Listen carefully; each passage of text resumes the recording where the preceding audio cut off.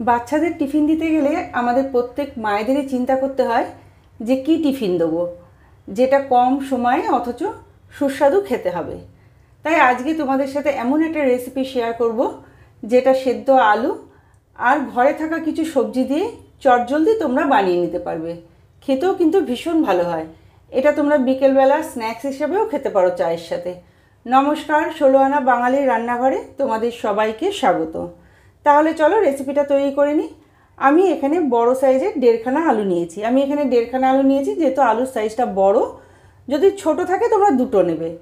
এর মধ্যে আমি একটা ডিম দিয়ে দিলাম স্বাদ মতন লবণ, আর দিয়ে দিচ্ছি হাফ কাপ ময়দা। আমি এখানে ময়দা ব্যবহার করেছি। তোমরা এই রেসিপিটাতে কিন্তু আটা দিয়েও তৈরি করতে পারো। এবার হাত দিয়ে ময়দা, ডিম আর আলুটাকে ভালোভাবে প্রথমে একটু মেখে নিতে হবে।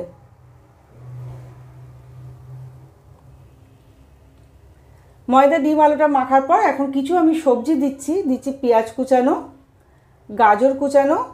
গাজরটাকেও কিন্তু আমি গ্রেট করে নিয়েছি। তোমরাও চাইবে একটু মিহি করে কুচিয়ে নেওয়া বা গ্রেট করে নেওয়া। দিয়ে দিলাম ধনেপাতা কুচানো, আর দিয়ে দিলাম 2টো কাঁচা লঙ্কা কুচি। ঝালটা তোমরা বুঝে দেবে। এর মধ্যে তোমরা বিনস অথবা ক্যাপসিকাম মিহি করে কুচিয়ে নিয়েও দিতে পারো। এবার সবজিগুলোর সাথেও ভালোভাবে একটু হাত দিয়ে মেখে নিচ্ছি। সব কিছু যখন মাখা হয়ে যাবে তখন আমি এর মধ্যে দিয়ে দেবো 1 মুঠো মতন চিজ। আমি এখানে মজরেলা চিজ দিলাম। তোমাদের কাছে যদি মজরেলা চিজ না থাকে তোমরা চিজ কিউব কিনে সেটাকেও গ্রেট করে দিতে পারো, আবার চিজ ছাড়াও করতে পারো। যেহেতু বাচ্চারা একটু চিজ খেতে ভালোবাসে তাই জন্য আমি এর মধ্যে একটু চিজ দিলাম। চিজটা দিয়ে আবার একটু ভালোভাবে মেখে নিলাম। সব কিছু আমার ভালোভাবে মাখা হয়ে গেছে। এবার চপিং বোর্ডের ওপর আমি একটু আটা ছিটিয়ে দিলাম। এবার ওই মাখা ডোটাকে আমি এই চপিং বোর্ডের ওপর নিয়ে নিলাম। হাত দিয়ে চেপে চেপে একটু গোল শেপ করে নিচ্ছি।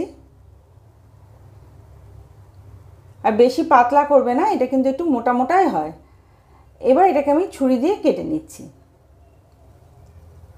ঠিক আমি যেভাবে কাটছি এইভাবেই কাটবে, তা নাহলে কিন্তু এটাকে তুলতে পারবে না। এইভাবে সরু সরু করে কেটে নিলাম।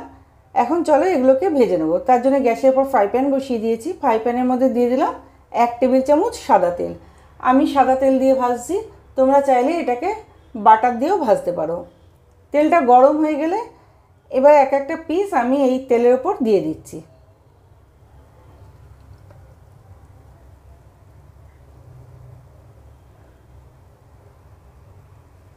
সবগুলো আমি দিয়ে দিলাম। এখন লো ফ্লেমে এগুলোকে ভেজে নিতে হবে। গ্যাসের ফ্লেম জোরে দেবে না, যেহেতু মোটা জিনিসটা তাই একটু লো ফ্লেমে একটু সময় নিয়ে ভাজতে হবে। এগুলো ভাজতে 4 থেকে 5 মিনিট মতন সময় লাগে। একটা পিঠ যখন ভাজা হয়ে যাবে তখন এইভাবে আমি উল্টে দিলাম। উল্টে অপর পিঠটাকেও ভেজে নেব। একটু চেপে চেপে দেবে খুন্তি দিয়ে, যাতে ভালোভাবে তলাটা ভাজা হয়ে যায়। তলার দিকটাও ভাজা হয়ে গেছে, আবারও একটু উল্টে দিলাম। এইভাবে উল্টে পাল্টে এগুলোকে ভেজে নিতে হবে।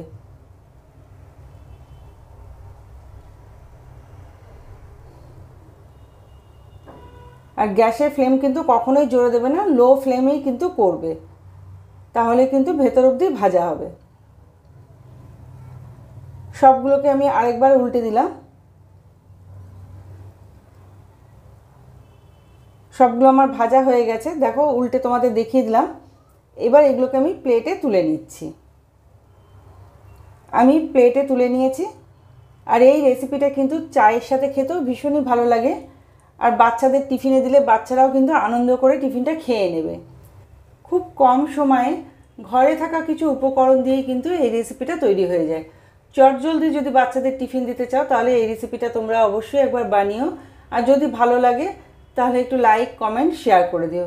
আর এরকম নিত্য নতুন রেসিপি দেখার জন্য আমার চ্যানেলটাকে সাবস্ক্রাইব করে পাশে যে বেল আইকনটা আছে সেটা টিপে দিও, যাতে আমি নতুন নতুন ভিডিও ছাড়লে তার নোটিফিকেশন তোমরা পেয়ে যাও।